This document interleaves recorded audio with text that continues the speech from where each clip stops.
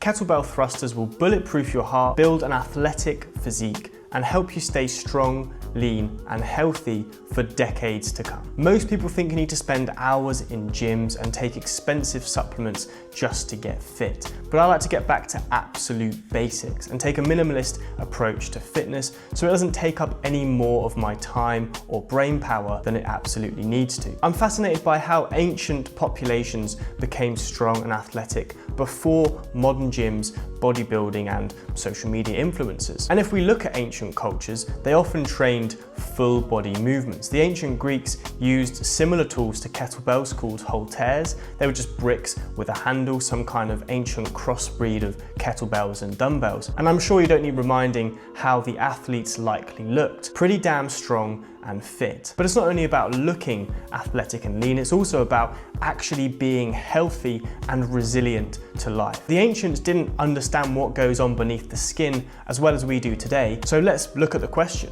Are thrusters a useful exercise for you to start doing? So what actually is a thruster? At its simplest, it's a squat and a press combined into one movement. You pick up the weight, you squat down with it, and as you stand up, you drive it overhead. It's really simple, but extremely effective. So before I show you how to do it with 1 or 2 kettlebells, here's why this movement matters so much. When people pick up injuries or walk around with aches and pains, it's not because they're weak in one area. It's normally because the body isn't strong as a unit. And thrusters train your body as one system. Your entire body, your muscles, your heart, your lungs, they all work together, all under stress at the same time. Thrusters make you really good at producing force across your whole body when you are tired. Most people's strength is completely divorced from cardio. And I hate to be one of those guys that uses cliches like, this is so functional, bro. But in this instance, it actually is one of the most functional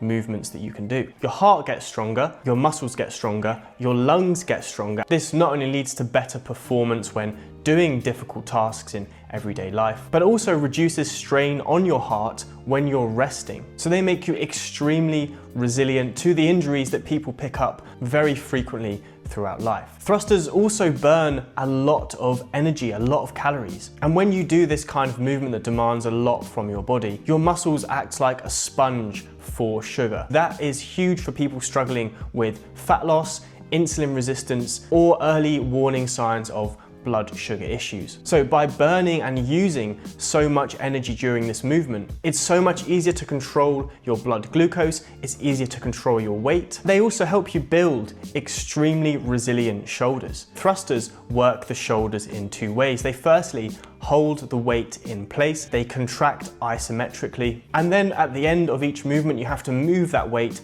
overhead where your shoulder muscles contract isotonically, meaning they change length while they contract. And the combination of both these different types of contractions builds a lot of stability in your shoulder joint and helps to injury-proof you for decades to come. But fair warning, only if you progress gradually. This is not the kind of movement to rush into. You should always start small, start with a lightweight and work up from there. So I like to think of thrusters as something that you earn over time. You earn progressions in thrusters. You're not given them, because if you go too quickly, you do risk getting injured. So how do you actually perform this movement? Well, if you only have 1 kettlebell, you can start with it held in both hands. So grab the handle with both your hands, use your hips and arms to bring the kettlebell up towards your chest. Then you're just going to sit into a squat like you're aiming for a chair or a stool behind you, and then stand up, driving through your heels, squeezing through your bum and your thighs. And then when you're at the top,